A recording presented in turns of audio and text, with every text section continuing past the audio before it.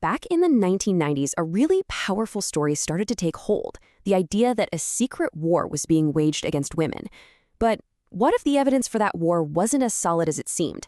Today, we're going to dig into the explosive debate that was sparked by philosopher Christina Hoff Sommers, who decided to take a very close look at the data behind this whole feminist backlash theory. I mean, just listen to that subtitle, The Undeclared War Against American Women. Whoa, that's not just some catchy phrase, it was a total cultural lightning rod. It comes from Susan Faludi's massive bestseller Backlash, and it introduced this compelling and frankly scary idea to the mainstream, that some kind of subtle, hidden war was going on to roll back all the progress women had made. So where did this idea of a war really gain traction? Well, it was most powerfully laid out in two hugely influential books from that time, Susan Faludi's Backlash, which we just mentioned, and Naomi Wolf's The Beauty Myth. At the very heart of both of these books was this central idea, that there was an invisible cultural conspiracy at work, trying to shove women back into their old traditional roles. Now, the argument wasn't that there was some secret committee meeting in a dark room. No, it was something way more insidious, like a pervasive atmosphere in the media and in society that was designed to punish women and undermine all their hard-won freedoms. Okay, but that raises a huge question, right? If there's this powerful force working against women, how come nobody's really seen it? Well, the theory had an answer for that. It pointed not to an enemy on the outside, but one that gets inside our own heads. To explain this, Sommers points us to the influence of the French philosopher Michel Foucault. Foucault had this fascinating idea that in modern societies, control doesn't always have to come from, a king or the police. Instead, people learn the rules and expectations of society so well that they start policing themselves. He called it self-surveillance, and this idea became a key building block for the whole backlash argument. And this concept was applied directly to women's everyday lives. The feminist philosopher Sandra Lee Bartke, who Sommers quotes, argued that things like chucking your makeup in the mirror or constantly watching what you eat, these were forms of self-surveillance. They were seen as proof that women had internalized all the pressures of a patriarchal society and had, in a way, become their own prison guards. Okay, so a theory is one thing, but you've got to have evidence, right? This is where Christina Hoff Sommers' critique really zeroed in. She basically decided to fact-check the statistics that were being used to prove this backlash was actually happening. She went back to the original sources to see if the numbers really held up. A huge part of the backlash theory was that the media was creating these fake panics to scare women. For instance, Faludi's book made this incredible claim. Women under 35 now give birth to children with Down syndrome at a higher rate than women over 35. The implication was pretty clear. The media was exaggerating the risks of delaying childbirth to scare career women into having kids earlier. But when Sommers actually checked the medical data, she found the complete opposite. Established science shows the risk doesn't decrease with age. It increases, and dramatically so. Now, Faludi later clarified she meant that because younger women have more babies overall, they have more total babies with the condition.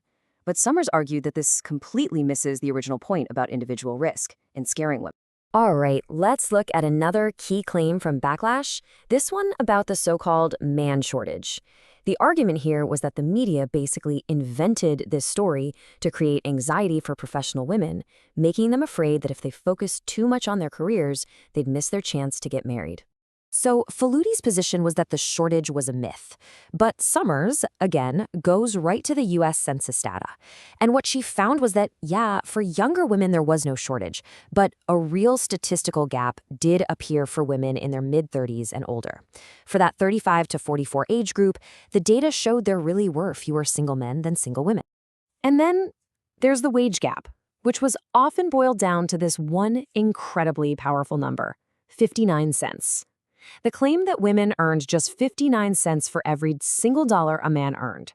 Well, that became a massive rallying cry against what looked like staggering economic inequality.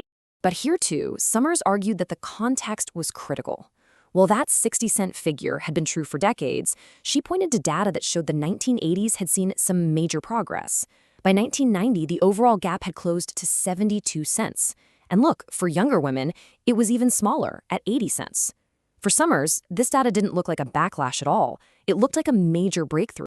Sommers also took a close look at how polling data was being presented to the public.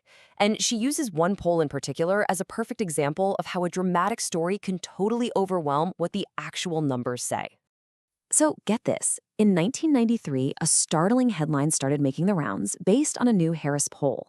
It claimed that a shocking 40% of American women had suffered from severe depression in just the past week.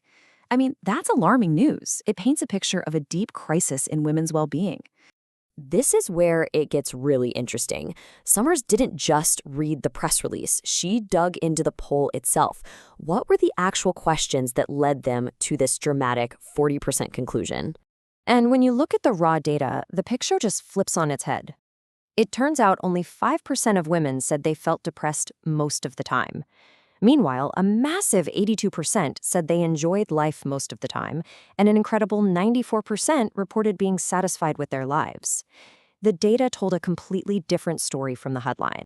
So what does this all add up to? Well, according to Sommers, this wasn't just some squabble over statistics. She argued that this whole debate over the data actually revealed a fundamental split, a deep divide within feminist thought itself. Sommers frames it like this. On one side, you have what she calls equity feminism. This view focuses on achieving legal equality and equal opportunity, and it celebrates the real progress that's been made.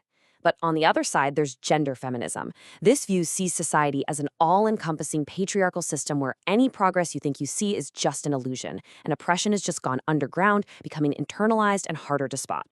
And this really brings us to the core question this whole debate raises, doesn't it? It's a perfect illustration of how the exact same set of facts can be used to tell two completely different stories. And it leaves us with a critical question we should ask in any social debate.